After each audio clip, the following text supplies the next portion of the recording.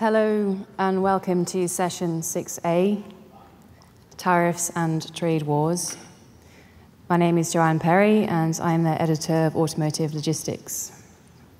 I'm actually a little bit disappointed to be moderating this particular session because there's really not much to say about tariffs and trade wars right now. I'm not quite sure what we're going to spend 1 hour talking about, but we'll do our best. With me today, I've got Bernard Zwicky, who is from the Center for Automotive Research. I've got Jerry Shanley, who is Director of Global Trade Services at Ford. And Bernard is going to give a presentation, so I'd like Bernard to come up and do his speech. Thank you. Thank you. All right, good morning, everyone. Bernard Zwicky with the Center for Automotive Research. For those of you that are not familiar with our organization, we're a not-for-profit in Ann Arbor, Michigan, at one time part of the University of Michigan. And I have to tell you, my group, the Industry, Labor, and Economics group, we've been really sort of elbows deep in trade basically since June. It's been kind of dominating the entire office. So we got a presentation here that I'm hoping to get through in about 15 minutes or so to hopefully set up the discussion coming up and to give you the latest that we know about what the environment is. Before we talk trade too deeply, though, I wanted to share this with you. It's from CAR's Book of Deals investment database, and it gives you automaker investment in North America from 2009 through last year. So basically, the entire post-recession recovery period. And the reason that I'm sharing this is because a lot of the impetus for these trade developments that we're doing is essentially an alarm about, oh my goodness, it's everything, everything is going to Mexico, it's all going to Mexico. Well, when you really look at it, it's a little bit different. First of all, among the new assembly plants, those get all the headlines, right? They do. And 9 of the last 12 have gone to Mexico. That is true. But automotive is such a capital-intensive industry that most of the money doesn't go into new plants, it goes into reinvestment and expansion of existing facilities. So when you look at the totality of what the automakers are spending, not just what they're putting into new plants, this is what you get. And it might be a little bit different than what you were expecting if you're just looking at the headlines. So during this time, about $120 billion invested in North America. Of that, Canada only got about $7 billion, right? So that is a critical issue. We're working with both the federal and the Ontario provincial governments in Canada to help them improve that number. But the lion's share obviously went into the US, about $88 billion. Now, for all the headlines about Mexico and the investment that's going there, heck, Michigan by itself during this time got more automotive investment than Mexico combined, right? So it's still a big investment that's going into Mexico, but it may not be quite as scary when you look at the full picture. And I threw that out there because I think a lot of this alarm is what's driving what we'll be talking about in terms of trade. So with that set up, I want to switch to actually talking about trade. And this is where we show you the global tariffs on light vehicle imports. So by that, we mean everything from passenger cars to pickup trucks, the kind of stuff that you can just walk into a dealership and buy. We're not talking about semi-trucks or farm equipment, as an example. So the yellowish kind of orbs are the actual tariff rates, and down below, for that country, we show you how much of that vehicle market in that country is from imported vehicles. So for example, Japan officially has 0 tariff on imported cars. However, only 7.5% of the vehicles sold there are imported, mostly just because of consumers not wanting American vehicles. And of course, you have non-tariff barriers that raise the price of vehicles. And you don't have to have a tariff to still kind of hold up some of those purchases. I won't go through one by one, but it's interesting that China did have a 25% tariff on vehicles from the US coming into China. And it was decried quite often as unfair, which I really think it is. However, when we did some of these initial jabs at China with trade, China went ahead and lowered it in July to 15%, right? which is nice. It's a reduction. But then we kept pushing throughout more Chinese trade restrictions, and China said, all right, if you want it that way, we're going to make it 40%. So that's where we're at right now. So you can tell this really is kind of a nuclear arms race escalation of these numbers coming down the pike. For the United States, we have MFN, 2.5% most favored nation status on passenger cars coming into the United States. But if you try to bring in a pickup truck or a cargo type vehicle, you pay the chicken tax, 25% on those, which is what you see to the right. By the way, that is a key point I want to make, is you can never with trade, in everything else, you want apples to apples comparisons. In trade, no you don't. Actually, it's interesting. If you compare pickup truck tariffs to pickup truck tariffs, you'll miss the fact that we have the pickup truck tariff that we have because it was a retaliation for someone else's tariff on frozen chicken, for Pete's sake, right? So you need to look at various sectors of the trade balance and line those up, because if you were comparing chicken to chicken or trucks to trucks, you would not be getting the full picture, right? And this happens over and over again in these conversations. Now, NAFTA is baked in to our entire automotive industry, the supply chains and the sales and so on. And honestly, the US cannot self-supply, right? We need imported vehicles to satisfy our market, and you'll see how that comes together. But here's where it all comes from right now. 52% of our market is built in America, sold in America, right? 48% is coming from elsewhere. And roughly evenly split between Mexico, Canada, and Japan, and then you've got the other countries that don't add up for much. Yes, the international firms are investing quite heavily in the US. Almost a quarter of our entire market is international firms producing in the US to sell in the US. And we can skip to this. We'll give you this chart here 2 different ways, once for imports and once for exports. So when it comes on a state-by-state basis for importing automotive parts and components, this is what you get. And by the way, this includes cars as well. So you could see, by the way, Mexico just dominating this particular sphere, including Michigan and Ohio, even Wisconsin for Pete's sake. So the integration of the NAFTA supply chains, I think, really comes through here. One other note. This is also true when you'll see the next slide. And the point is this. The proximity to a given country does not really affect how much you trade with that country, right? And that's a logistics thing. I want to make that point because we're at a logistics conference, is we've got the logistics worked out. That's not the real barrier. The barrier is how much am I going to pay just across that line of the border. When we look at exports, look at Canada, right? Basically dominating that entire map. The vast, vast, vast majority of our exports go to Canada from all of these automotive states, basically that entire automotive corridor, as well as a whole bunch of really non-core automotive states, but still very much reliant on Canada as their #1 export market. So the value of NAFTA, I think, really comes through when you look at it here. This is where things come from, essentially, within the NAFTA world, right? And the point is, just because you're moving, whether it's a vehicle or a part, around between the US, Canada, and Mexico, you don't necessarily need NAFTA, right? Because what happens if you don't use NAFTA? You pay a 2.5% most favored nation tariff on that. So for motor vehicle parts, we're talking about 84% of that total being, well, with Canada, being under NAFTA. The rest, we don't even bother with NAFTA. We'd rather pay that 2.5% because either it's non-compliant or compliance is too problematic to prove. And with Mexico, the number is 77%. So you can really see that sometimes you can work this out nicely without NAFTA already. This chart really is meant to make the point that, so let's say you change NAFTA or the Section 232 investigation tariffs, and you're somehow trying to make things be built in the US because you blocked it from coming from Canada or you blocked it from coming from Mexico.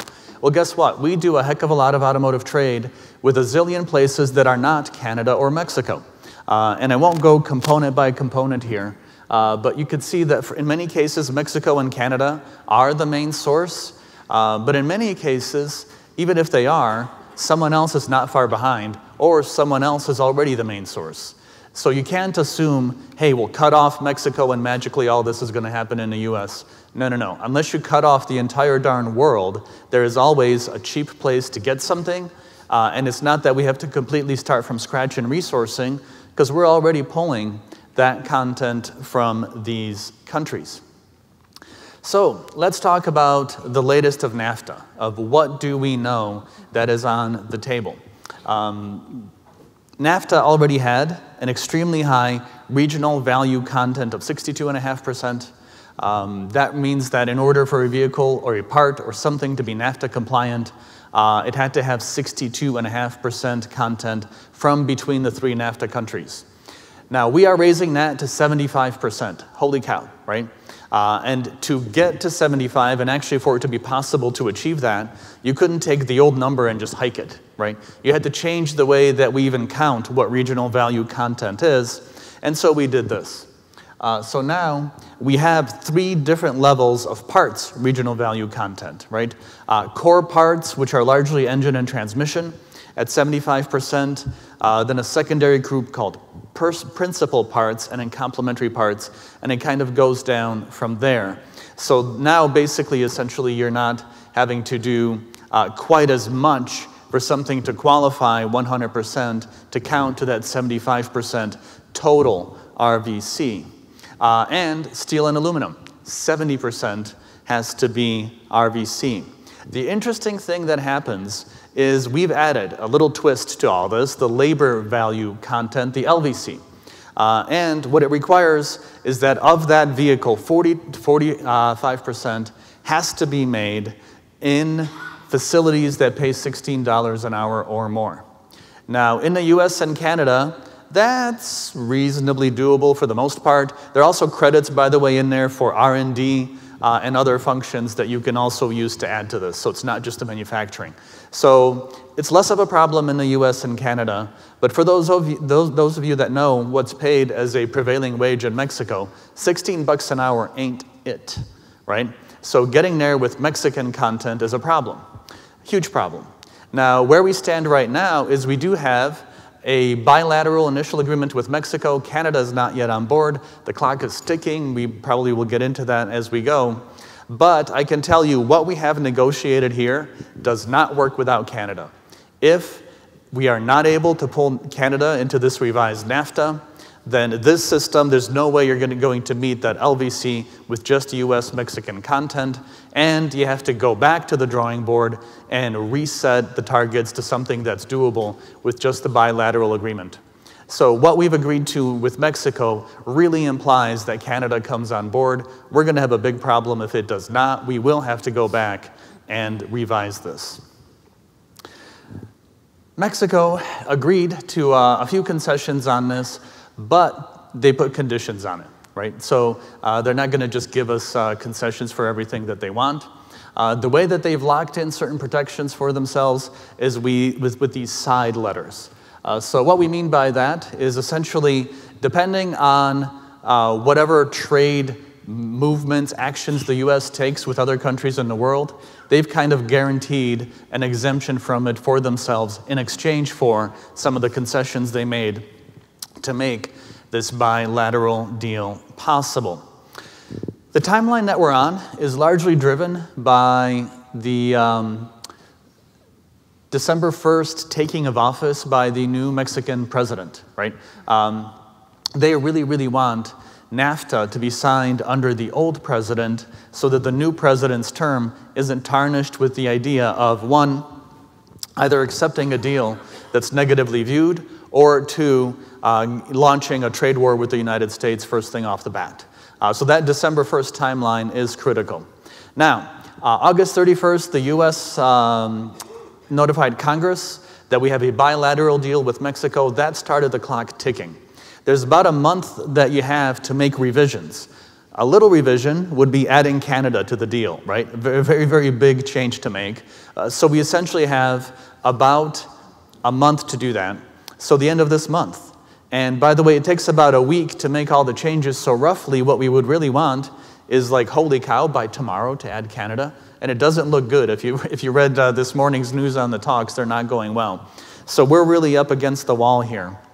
And I won't go through every single one of these points, but essentially we need a December 1st signing and a final announcement of everything by 6/12 to make it all happen. And there's that timeline. So what we're talking about, by the way, is huge when it comes to vehicle trade. Just to give you a perspective, for all the headlines and all the buzz that was generated by the steel and aluminum tariffs, those are $46 billion worth of trade. When it comes to vehicles and parts, we're talking $335 billion, right? Orders of magnitude more. And NAFTA isn't all that we're doing. Simultaneously, while all of this is going on May, I believe it was 23rd, the president ordered the U.S. Commerce Department to start a Section 232 investigation into motor vehicle and component imports. Section 232 means national security risk. So essentially, we have to demonstrate, by the way, there's no actual litmus test, but we have to convince ourselves that these imports of vehicles and parts from other countries are a national security risk to the United States. No one actually believes that this is the case, not even the Defense Department, but hey, this is the mechanism through which we can go. And again, we're talking light vehicles and not parts and machinery. That investigation is currently underway. The official timeline is they have 270 days to do it. Then they come out with a report and recommendations. Then typically the president has 90 days to either follow those recommendations or take action of his own. So the number that gets tossed around a lot is 25%. This administration seems to like 25% tariffs on things.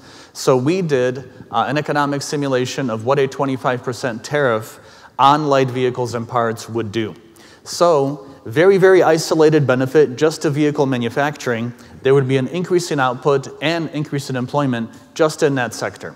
However, the automotive sector impacts so many other sectors that overall in the total economy, the impact would be tremendously negative. One, you'd sink vehicle sales because you'd make each vehicle about $4,500 more expensive. And we don't really have the time to go one by one, but I can tell you the net result, once you look at total jobs in other sectors all throughout the economy with multiplier effects included, is a loss of about $715,000, jobs in the US. How we're contemplating in our own defense measures that would cost us 750,000 jobs is also a mystery to most people, but that is where we find ourselves today. So who would be affected the most? This is the share of US both vehicle and parts imports coming from these countries. 8 countries, of that entire global economy, 8 countries are 92% of this trade, and the top 4 are almost 3/4. So you could see the importance of having a good trade environment with these 4 countries, Mexico, Canada, Japan, and Germany. So to conclude, NAFTA 2.0, with everything that we're talking about, in all likelihood will not create jobs in the United States. It's better than no NAFTA, but we don't believe that it's going to actually improve our economic position very much at all. Some of these claims of, hey, it'll drive investment in the US and so on are made less credible by the fact that we're at the top of the automotive sales cycle, right? We're slightly declining and plateauing. This is not the environment in which you add new capacity because of some tariff thing, right? You try and make do with your existing capacity because you've got a soft or declining market. So I think it's best if we take this to panel discussion because time is just about up. Thank you very much and looking forward to the conversation. Thank you.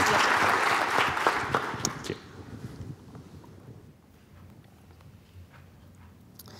Thank you, Bernard. I think you set the scene really well. It's always good to have the latest numbers. So now I think Jerry would like to say a few words, although I know he doesn't have any slides. He's going to explain exactly his situation at Ford. And over to you, Jerry. Okay. Good morning. My name is Jerry Shanley. I'm the Director of Global Trade Services. I've attended these conferences here in Baltimore and Jacksonville over the years. And I'll give you a little bit of background, just briefly, about what my organization does, just for a data point, and then a few comments about Ford's perspective on trade. So Global Trade Services within Ford Motor Company is the organization that supports cross-BU finished vehicle sales. So within Ford, 90% of our production, and it's a little bit like one of the slides you showed, Bernard, the 90% is built in North America, stays in North America, built Europe, stays Europe. 10%, about 700,000 units, is intercontinental business. So that's what my organization works with. I have 8 departments. It includes new launch setup when we are opening a new market or bringing a new vehicle into a market or adding a new dealer. It includes prototype management for regulatory and homologation testing in auto shows. It includes creating the market offering and the order guides so dealers and markets can order the appropriate product. We run the ordering systems for all of the vehicles coming in from what we call direct markets, smaller markets, emerging markets, Middle East, Africa, Central America, small Asian countries. We have a Ford Trading Company, and that's part of our operation. Within Ford, vehicles are sold by the manufacturing source through the trading company and then onwards to the market. That's done for efficiency with direct markets. It's done for transfer pricing reasons for affiliates. Lastly, and that trading company also, it's a legal entity within Ford.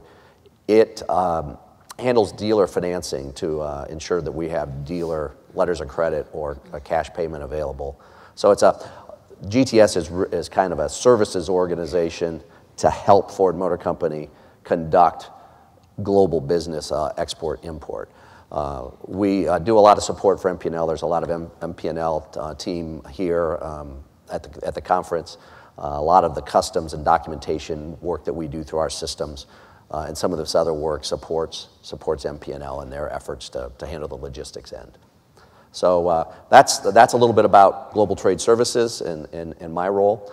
Ford Motor Company, as it relates to trade, has a few principles that our government relations and others talk about.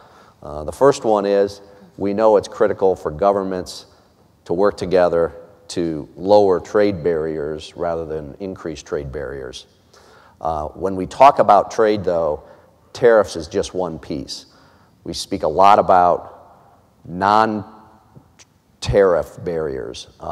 We talk about, and this is a lot about what's going on right now, particularly with China, we talk about intellectual property. We talk about forced partnerships where technology has to be shared. We talk about currency manipulation.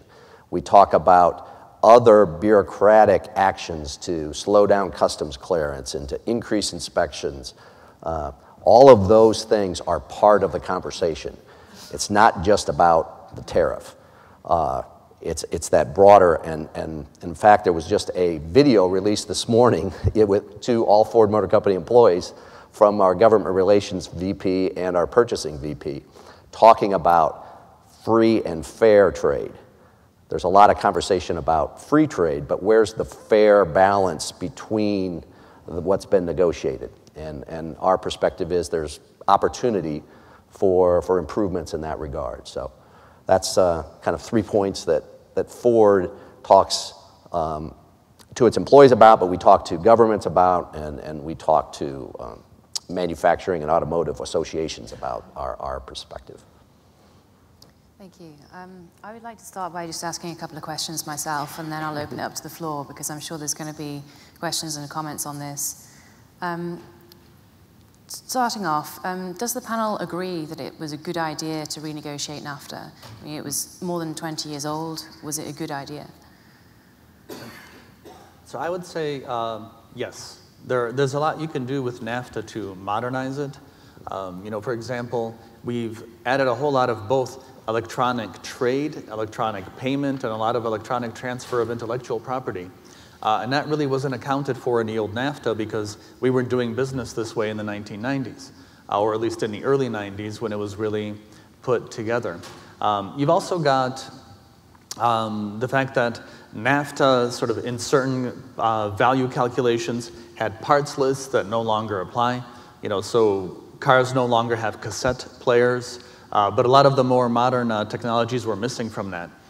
So to me, there were many things about NAFTA that could be modernized, facilitated border crossings, paperwork reduction, moving some of these required paperwork transactions from paper to electronic. All of those things are very good to do to make the deal work a little bit more smoothly and to add to its coverage of what really constitutes economic trade. All of those things, I think, are great and they're welcome additions, and yes, they are included in this new NAFTA that we're talking about. In fact, in many cases, they were the first things that we negotiated for because they're easy to agree on, right? You can get an agreement on some of these tweaks and improvements and kind of lubricating the machinery as a start to kind of developing a rapport before you throw the really big ugly stuff out, right? Now we're in the big ugly stuff. So those little improvements and tweaks are absolutely necessary and welcome, and I think good changes. I think we could have done more with NAFTA by doing less with NAFTA, to be honest, is sticking to those things that we know are going to facilitate the trade. But I think some of the other changes that we made, as I mentioned, even in the more optimistic scenarios, there's still a loss of U.S. jobs when you really add it all up. So for that reason, I think we could have had our cake and eaten it too, but I don't think our current approach amounts to that. What do you think, Jerry? Well, I think that's a terrific response. We'll stop there.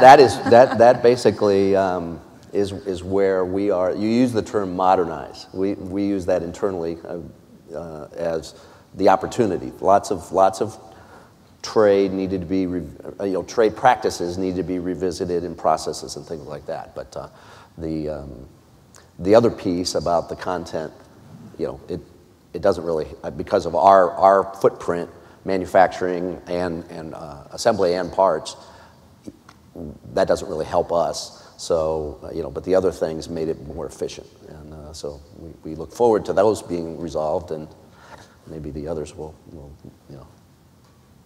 be more settled quickly.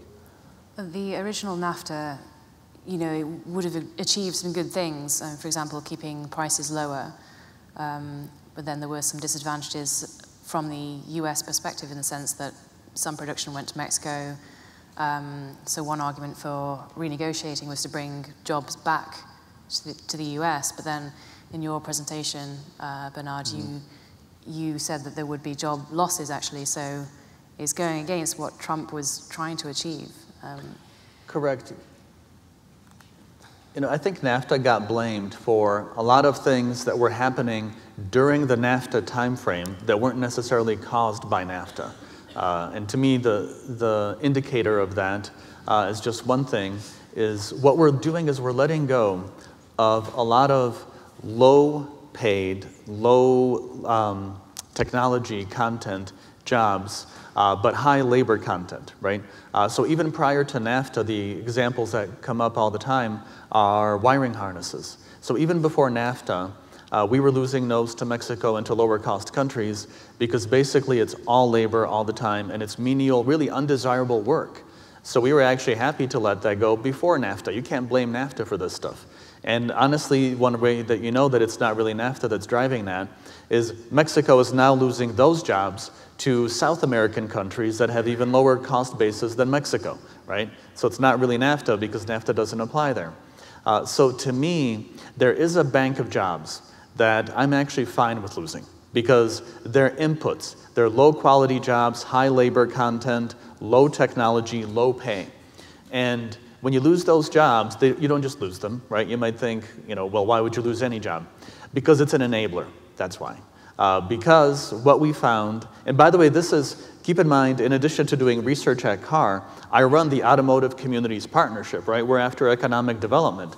So for me, this took a monumental change in my mindset. It kind of blew my mind that I can actually say that some jobs going to Mexico is a good idea, being the guy who's focused on economic development. But it is, because everyone has their Mexico, right? Whatever vehicle we build in the United States, if it had 100% American tires, if every bracket, every nut and bolt were US built, that thing would be so expensive, literally no one could afford it. And if you made a larger chunk of it out of completely US content, what would happen is the vehicle we build here would no longer be cost competitive with one built in Germany or France or Korea or Japan, because guess what? Every one of those countries has their Mexico, right? And in their case, their Mexico may be Russia or Morocco or China or various Southeast Asian countries. But what happens is the good jobs are what you end up keeping, right? The vehicle assembly, the engine, the transmission, the stuff that uses a lot of technology. It's a higher quality work. It's much better paying with much better benefits. And to me, that's the trade, is you let go of that cheap stuff that's less desirable, it pays worse, and that gives you cheap inputs. Those cheap inputs make your expensive, high quality industry possible. And that's why you get to keep all this vehicle assembly that you already have. Otherwise, why won't that go, right? That would also go as well if it weren't enabled by lower cost inputs from somewhere. You cut those lower cost inputs off from Mexico, they'll come from elsewhere. That's just the way the world works. What do you think the perfect NAFTA deal would look like? Can everybody be a winner, or does somebody have to lose somewhere? If it's the US winning, is it Mexico losing, or can everybody benefit? I think it could be structured that everyone wins. And to the point about the loss of employment, as we look within Ford, we are the largest OEM in terms of local employment, U.S. employment. We have 85,000 employees in the U.S. and we make your slide about the investments. We're investing globally, but as a percentage, the largest percentage is invested in the U.S. for exactly as you said. We're renewing a lot of our plants.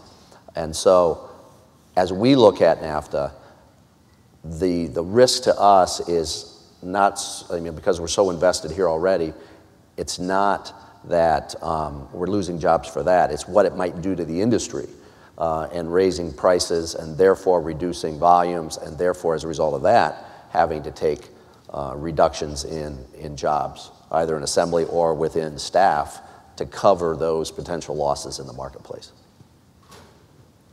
Does anybody from the audience have any comments or questions? I think the app is not working today, so you're going to have to be brave and stick your hand up.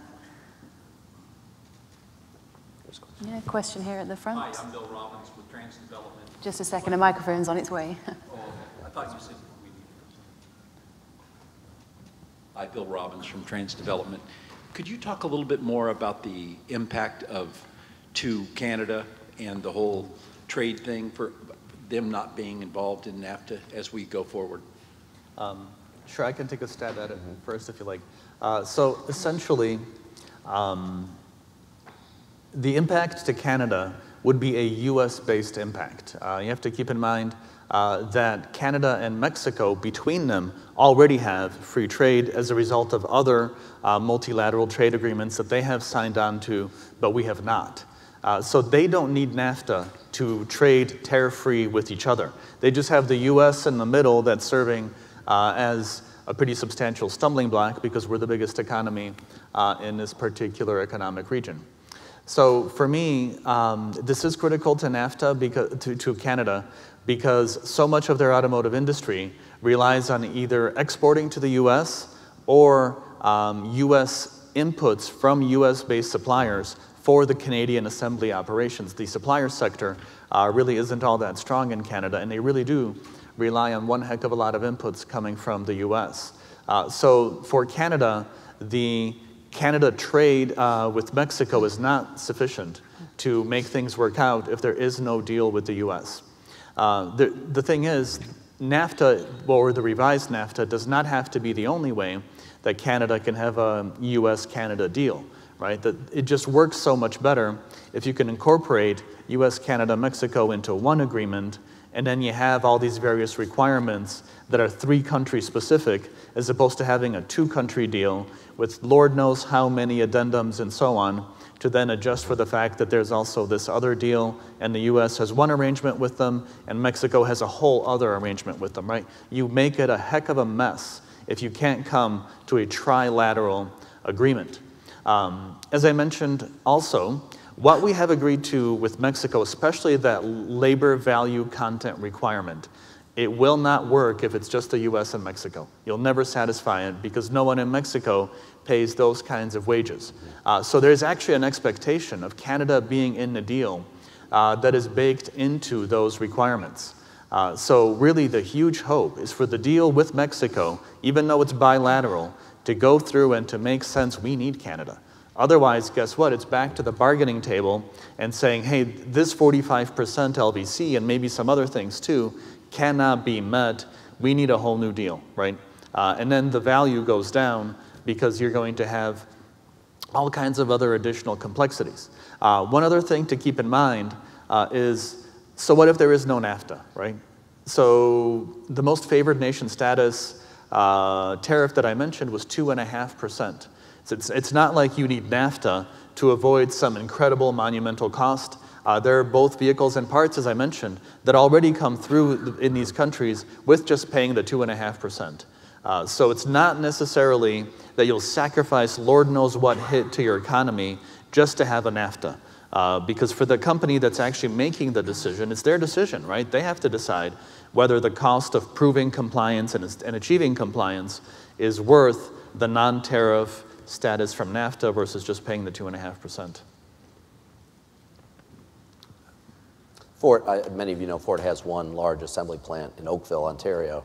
And as you said, the footprint is primarily US sourced parts going up to Canada for assembly. And that plant builds the Ford Edge and the Ford Flex SUVs, as well as the Lincoln MKX and MKT SUVs. So there's a small percentage of those that stay in Canada, but the large percentage comes back to the US, and those, particularly the Edge and MKX, are large export programs that we ship globally. Yeah, if memory serves, if I'm throwing the correct statistic at you, I believe only 12% of the vehicles assembled in Canada stay in Canada. The majority of them are then sold in the US, other markets as well. But when you think about only 12% of the Canadian vehicles that are built there stay there, you see how important that trade is to the Canadian automotive industry. If you don't have a way to get those out to the US, which is the major customer, you've got a huge stumbling. Even if you had perfect supply chains for them, where does the output go? What's the point of making them if only 12% of them stay in the country? Would a Machiavellian approach to this whole thing be to leave Canada out to force more manufacturing and production back into the United States?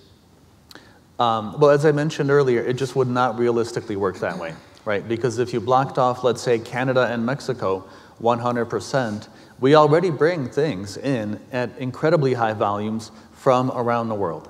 So at that point, it's essentially either you have a global blockage of everything coming in from the outside, you start a full-on global trade war, or you need those cheaper inputs coming from somewhere.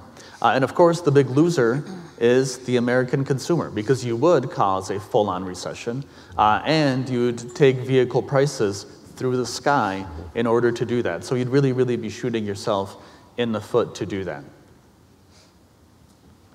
Any more comments or questions? Anyone disagree with what's being said, or want to say something controversial?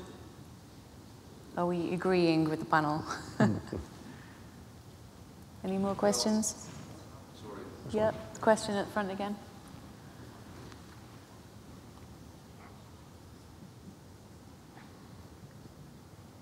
Yeah, Carlos Terron with Transdevelopment. I work with Bill. We are the ones that always ask questions about NAFTA and Mexico. Mm-hmm. So could you elaborate more in this deal about increasing the labor cost in Mexico, meaning that, they want the Mexican labor to have a higher income in order, I guess, just to make it more competitive with the United States. But then when you do that, Mexico is going to lose the competitiveness that it has right now. Also, that could create problems with other industries when you have one sector making more money for a similar job in other sectors. Could you elaborate on that a little more, please? And is that really realistic, or this is just a political ploy? Yeah. So absolutely. So it's not realistic for suppliers especially.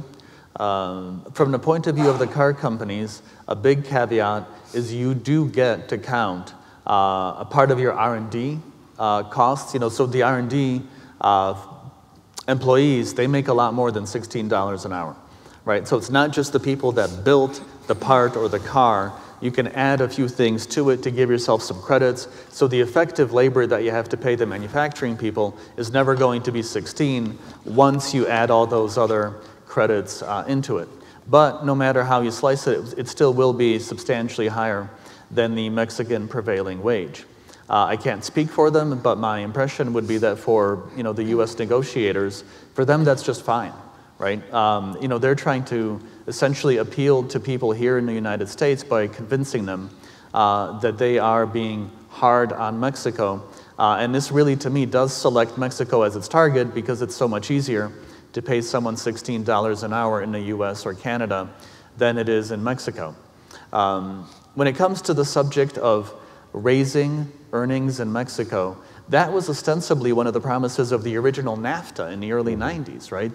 That was one of the defenses of that original agreement because, remember H. Ross Perot and the conversations about the great sucking sound of all the jobs going to Mexico?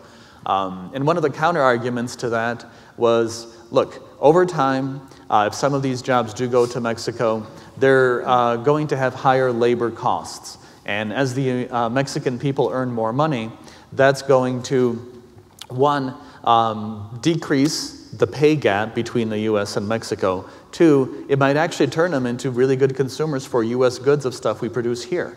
So that has been a sensitive subject of can we get earnings to be higher in Mexico, not just this time around, heck, from the original NAFTA. But realistically, it'll be problematic as heck. You made a very, very good point there about even if you achieve it for automotive, well then what happens with all of the other industries, right? You're going to have this horrible inequity in Mexico of everyone will want the automotive job because no other sector will give you something equivalent. So the actual application of this, I think, will be terribly problematic. Any more comments on that? Or questions about something completely different? A question from me for Bernard.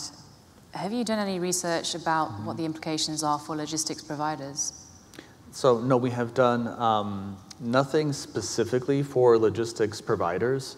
To be honest, I think the impact will be more in terms of you'll have to reconfigure supply chains for new locations. But no matter what, it's still all going to have to get moved around anyway, right? So for logistics providers, I think the impact may be more of the disruptive nature, but that car is still going to get built. Those parts are still going to move around from place to place, supplier to supplier and supplier to OEM. So if I were a logistics company, I wouldn't necessarily worry about a decrease in the amount of work to be done. I'd be more worried about the disruption of it and rapid changes and having to reconfigure everything very quickly. But I think for the most part, the total volumes of goods moving around should hopefully stay about consistent. What's going to change is what's coming from where and where it's going.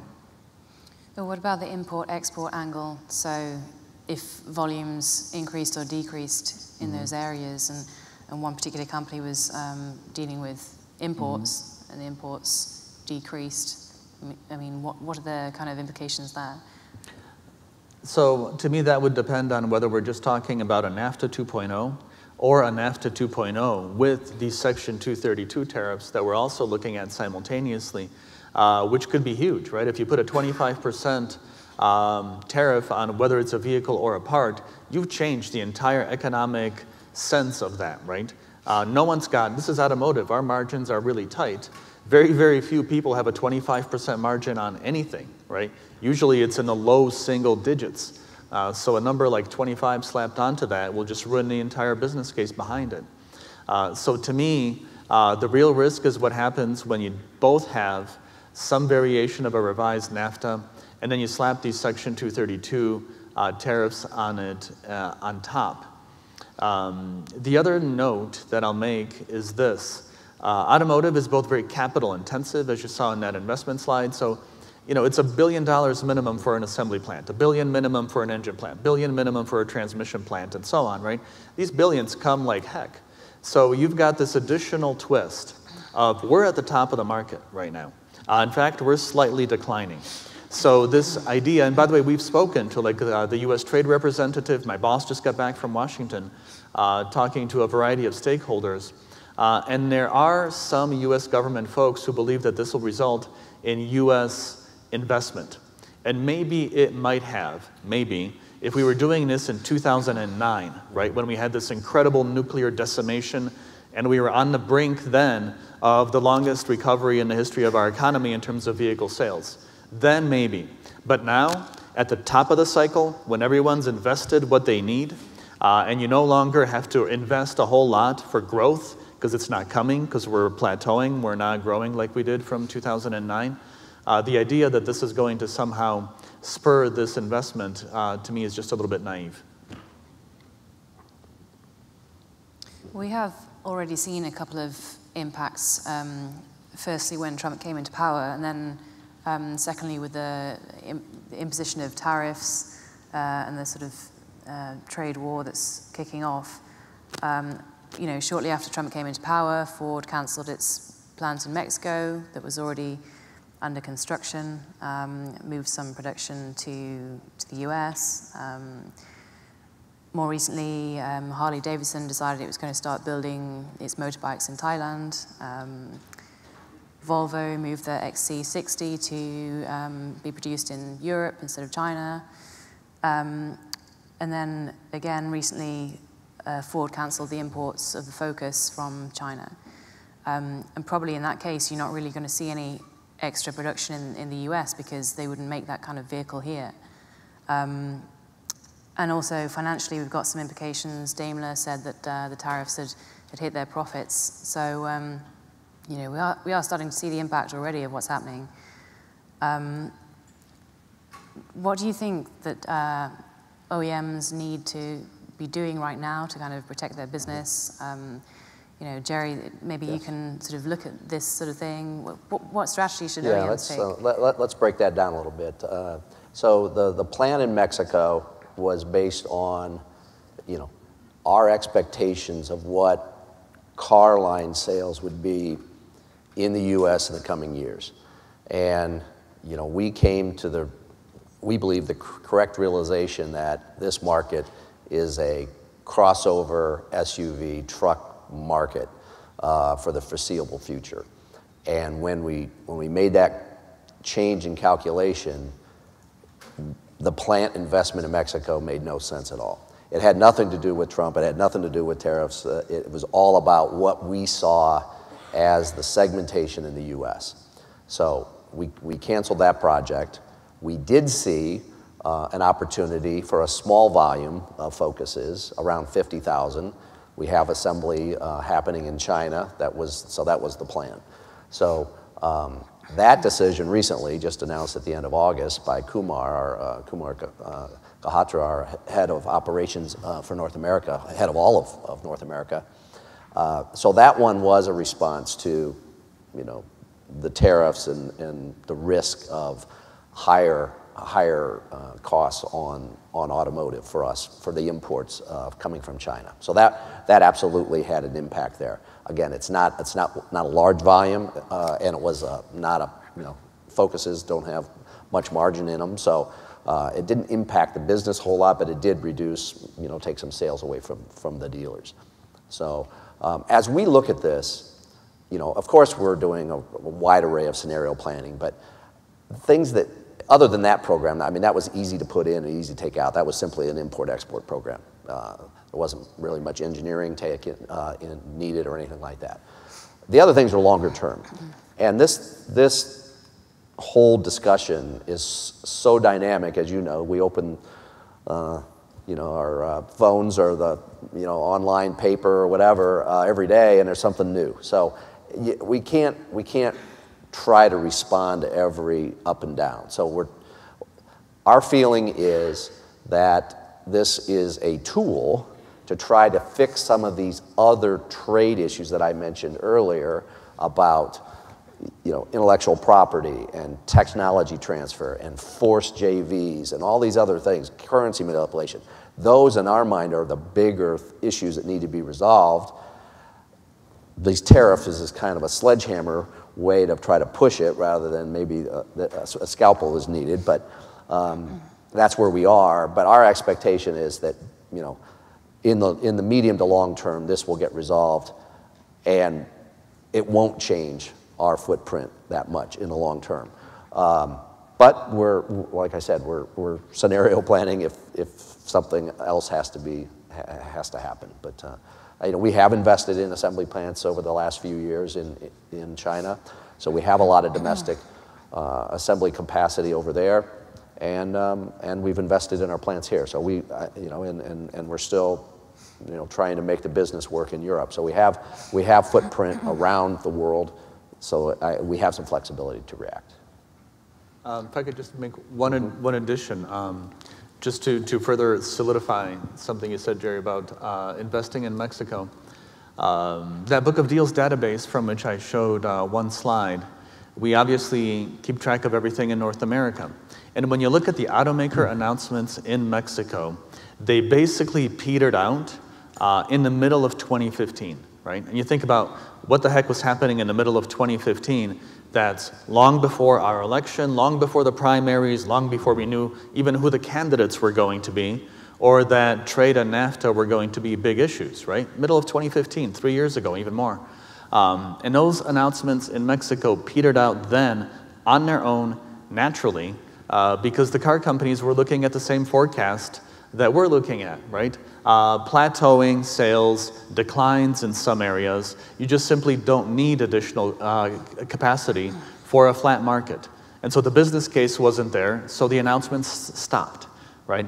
And it wasn't some aggressive trade measure that did it. It's the business case, it's the industry, it's a cyclical industry. That's the point in the cycle, so you don't invest anymore. So it really isn't a case of you make some threats on Twitter or you put in this oppressive trade regime. The business cycle takes care of it for you in so many ways. Any comments or more questions?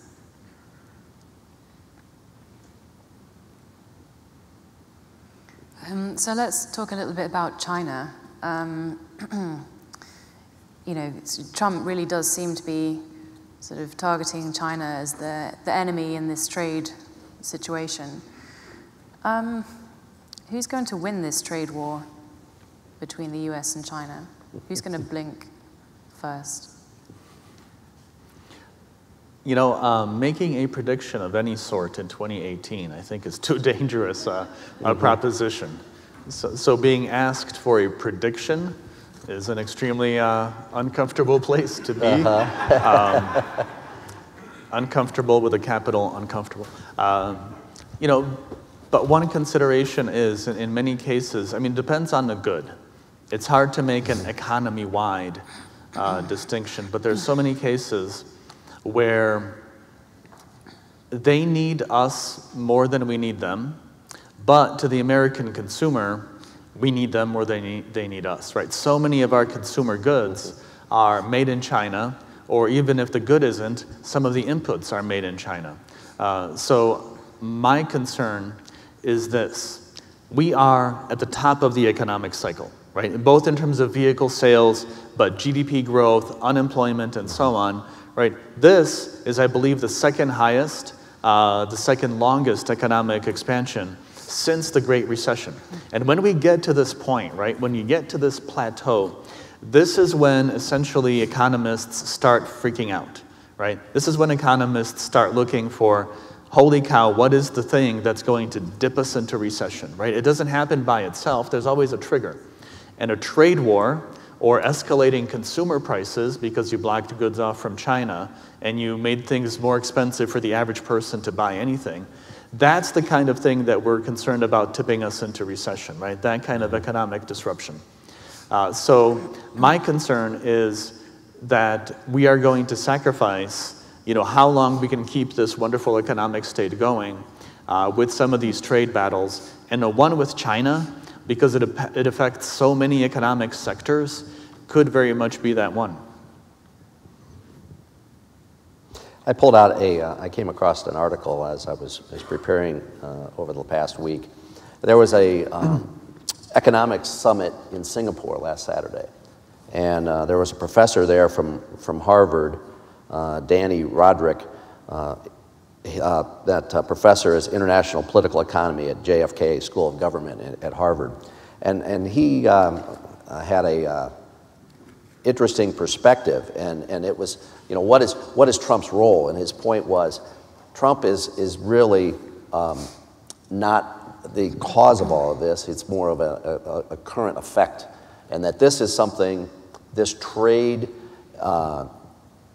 competition, economic competition with China has been 25 years in the making, right? I mean, things were negotiated back then when we were much larger economically, and on the international stage, much more powerful. Well, that has changed, you know, and now the trade imbalance just keeps growing, right? I mean, we're, you know, the July, you know, we're 400 billion deficit. So the professor had a perspective, kind of played both sides, and it said that both superpowers need to find some kind of accommodation in this multipolar world. China may say that it knows how to manage its economy, and the West needs to recognize Asia's largest economy has its own model. On the other hand, I think China will need to understand that it has basically had a free ride on the system created by the United States of openness, and it would have to provide a certain amount of policy space for the Europeans and the Americans both. He added that would be an example of peaceful coexistence. China is playing the long game, as they always have, and the question is how the world can accommodate such a new power. So I thought that was a balanced perspective of the reality of where this has come from, and it's not purely the new administration is trying to force the issue, but the issue has been there for a long time. Yeah, absolutely. One thought on that is, I agree that we do have an unfair situation with China. You went through some of the even non-tariff related requirements for forced partnering, the resulting sharing of IP that you otherwise would not have shared, but it becomes a requirement in order to do business there. You know, a lot of what China has right now in terms of its trade environment is from deals that were negotiated decades ago when it was a much more primitive, smaller, and emerging economy. And so it's natural, and as globally as you make these trade deals, and you have a developed economy like Europe or the United States, and you're dealing with an emerging economy, always that emerging economy is going to get the more favorable tariffs regime. That's just natural, right? However, you could, I think, very much argue, holy cow, since the time those deals were made with China, their economy has taken off to an incredible degree. They're much wealthier now. They're a much more sophisticated economy, both in terms of technology and how they do business. So I really believe that a lot of those assumptions for why those numbers really favor China to the degree they did have now expired, right? And I don't believe that they're fair.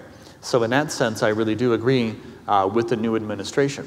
The point is, can you outlast them in a trade dispute? And probably the answer is not, to be honest, especially given how often we turn over our politicians in this country. Any comments from the floor on that? Okay, they're hungry. So does the panel think that Trump is simply cutting a better deal? Because in a lot of the media, there's been some comment on him being protectionist, and some people say it's sort of a backward step. Is he just cutting a better deal? Is that what he's doing? My impression is, I mean, he's certainly playing to his political base in terms of his rhetoric. But I think it's primarily rhetoric. I think primarily where they're headed, and you know, as a full administration over time, and as more, you know, data comes to light and more impacts come to light, some of the things that you've talked about, I think that's where it's headed. You know, but it's going to be difficult because China is always willing to wait it out. Different economic model, different political model. Yeah, especially given that in the U.S., Trump is in the White House as a Republican. And the Republican Party, traditionally, this is why we're kind of in an upside-down world. Traditionally, that's the pro-free trade party, right? And so there's a lot of opposition in Congress to some of these moves, and particularly, by the way, to take things back to NAFTA, to leaving Canada out of NAFTA. We have quite a few, and in the end, it's Congress that has to ratify the agreement. We have quite a few people that don't want a NAFTA without Canada in it, and ratification is going to be a huge problem if we don't get that. But to bring that back to Jerry's point, it's a very exceptional situation to have a Republican Congress and a Republican president, and really he's spearheading some of these anti-trade moves that his own party really does not necessarily believe in. And if you want to take that back to automotive, you know, making resourcing or manufacturing decisions, one, has extremely long lead times in automotive, two, it's extremely expensive. So we have companies that are very much afraid to make a move on these dynamics, given that A, if the next president is from a different party, everything could be reversed. Heck, if the next president is from the same party, but just takes a more traditionally Republican stance, everything could be reversed, right? So how do you make multiple billion-dollar decisions with many-year lead times that then will need to be in place for many years, returning a profit to just win back the economic investment that you put in to make the thing happen, when you don't know whether some stipulation that triggered the whole thing will be, you know, nicely removed a few months down the road. So we really, I think, have a paralysis situation in that sense right now. So do you think companies need to do some kind of modeling to try and work out different scenarios? What's the best approach? As the automaker, yes. yeah. I mean, that's what we're doing. You know, within our own strategy groups, you know, we're doing the scenario planning internally, but we're also, you know, through our government relations and some of our other executives that are in front of the press, you know, being pretty clear about we see the need to, you know, reduce overall, you know, as I mentioned at the beginning, overall trade barriers, not, you know, it's not just signaling in on the tariff piece. So, you know, we're communicating with the party, we're communicating with Congress, you know, we're communicating with other manufacturing associations. So, you know, there's a lot going on, a lot of energy being expended in this area, both internally facing and externally facing right now. And I'm sure it's happening with all the OEMs. Oh yeah, absolutely. And you know, you'll have, depending on the permanence, you'll have kind of a staged series of moves. In all likelihood, spending $1 billion to $2 billion to move production of a vehicle to the U.S.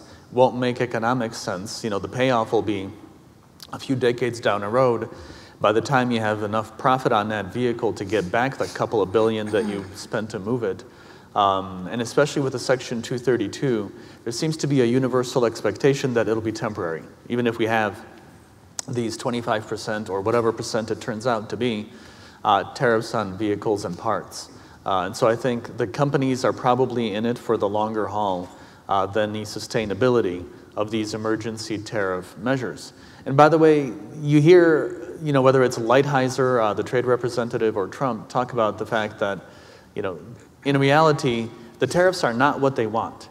They're using the tariffs as a means to achieve free trade, right? And hopefully, you know, wouldn't it be great if we had 0% trade on everything globally, right? So what they will tell you is, you know, no, we don't envision a permanent world where we have 25% tariffs on things. This is just what it's going to take to bring everyone to their knees so we can have true free trade. To me, I mean, that works great as kind of a hypothetical situation for a paper in a college economics class. But it doesn't work in the real world because every country will always have parts of their economy that they're going to want to protect and to favor, right? That's just the nature of it. And so they're never going to agree to just 0% trade on everything because that's going to kill whatever they're trying to protect. And as long as someone is protecting one thing, the country that they're dealing with will say, okay, if you're going to protect that, I'll protect this other thing that's important to me, and boom, you're right back where you started from. So I think, realistically, the application of that is just not feasible. It's a great theory, I understand the concept, but I just don't think the global economy works that way. Any questions?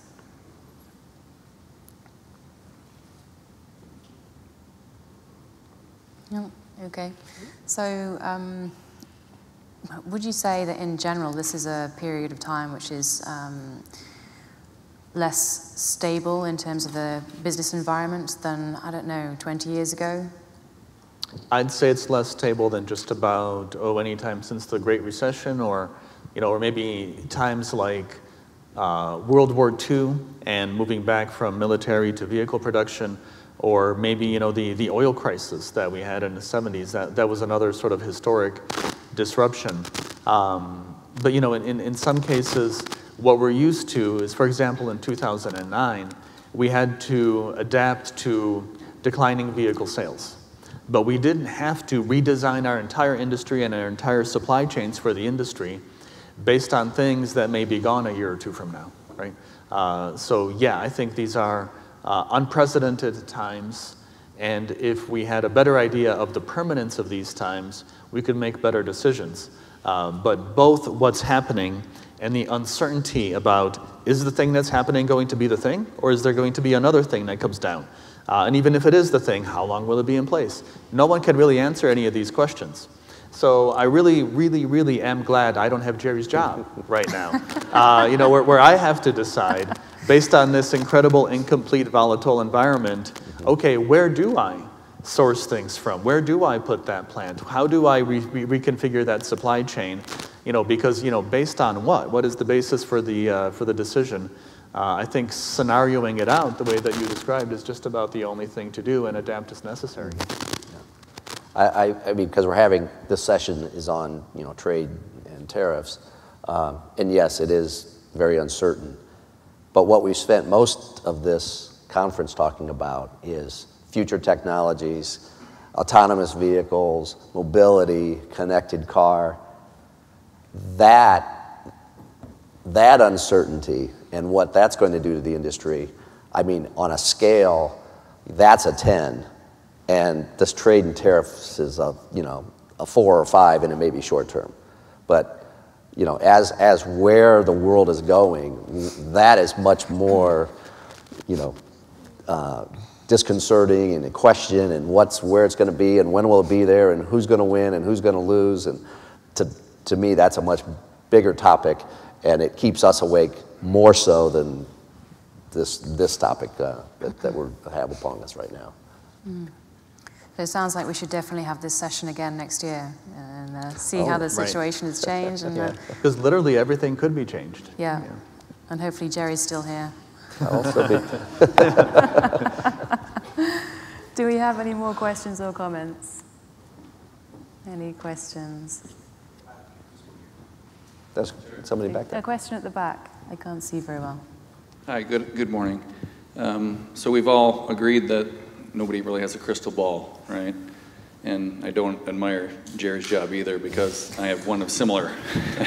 So you have a lot of folks from your financial community and your sales community and all the other organizations coming to you for more of an immediate containment. Could you maybe share a few things that Ford has looked at through those scenarios that you've maybe implemented to mitigate against some of the current cases, whether that be the AD, the CVD, the 232, the 301 lists, and anything else that's recently been added? Well, I talked a little bit about our footprint and the fact that we're doing almost 700,000 vehicles, intercontinental. We certainly have the teams as it relates to sales organizations, logistics organizations, PD. we have the capability to, add more programs pretty quickly as it relates to, not the full engineering, all new program, but in terms of adapting programs that are already in the cycle to, to mitigate an issue that we have. I mean, a lot of what I'm involved with globally is looking at other plants for potential export programs out of those plants into some of our other markets. We look at the U.S., but we're in 170 markets worldwide. We're looking at vehicle program opportunities on a regular, all the time. And we've got several coming out of various Asia plants that will be able to provide supply into some of these other markets. So, it's just an ongoing evaluation of it starts with an ongoing evaluation of where are our sales and profit opportunities, and this is really an overlay of other impacts. They're big impacts, but it doesn't change the way we do corporate planning and cycle planning. Those processes are already there, and this is an extra burden to the evaluation, but it hasn't changed the innate way we go to market on and how we evaluate the opportunities. I don't know if that helps or not. But. Any last questions?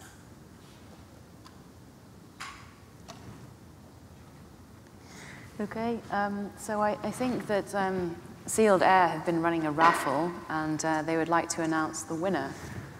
Do we have Sealed Air? We have Sealed Air. This is Ben Naguku from Sealed Air. Yes. Hey. We have 3 gift cards to give to our attendees. Thank you for coming to the show. Joe, I'll actually have you pick 3 cards out of the bucket since you're up here, so I'm not cheating. Pick 3 of them. Yep. Or pick one first, I guess. We'll do the $50 gift card first. Okay.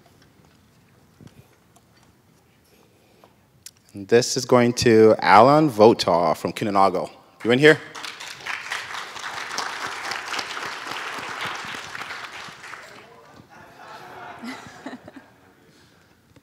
I have you pick the other one while I'm handing him off his card.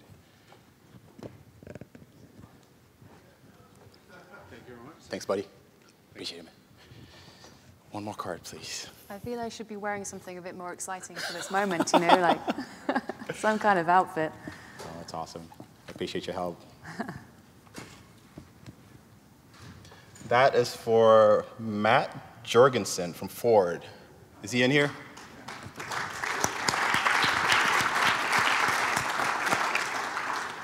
Gets a $100 gift card. Here you go, sir. Thank you. Covered parking. There you go. And the last one, $250. Who is it going to be? Wow. Got to shuffle those up a little bit. Make it harder for people.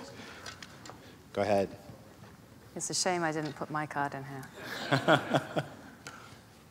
Wow. Okay. Stefan Pitonto from Germany Trade and Invest. Is he in here? Wow. I think, finders keepers. Finders keepers. All right. We may probably just mail it to him. Yeah, or do we do one okay. more? Just to be fair. All right, we'll do one more. We'll see. He's not here, so okay, he may have left. Okay, Let's pick one more. This just proves that you should stay to the end of the sessions. It's true. Okay, Ryan Doobie from Schnellica. Is he in here? Ryan from Schnellica Logistics.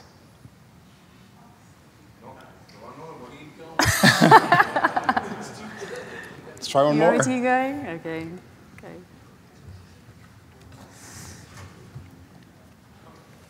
Okay, the last one, Eric Brown from BMW. Is he here? I know there's some BMW people in the house. Oh, you're right. You're totally right. So now who do you want to pick? We may pause and do the 250 card later, just to be fair. Do you want me to put these back in now? Yeah, let's put them back in and mix them up. Okay. So we're in suspense, but Yeah, we're in suspense. But to okay. be fair, right, we'll come back and do the bigger drawing. And we'll try to do it after lunch. Okay. And see what happens. Thank you. All right, we'll Thank save it you. to $50 gift card. Thank you. And thank you very much to the panel today. Thank you.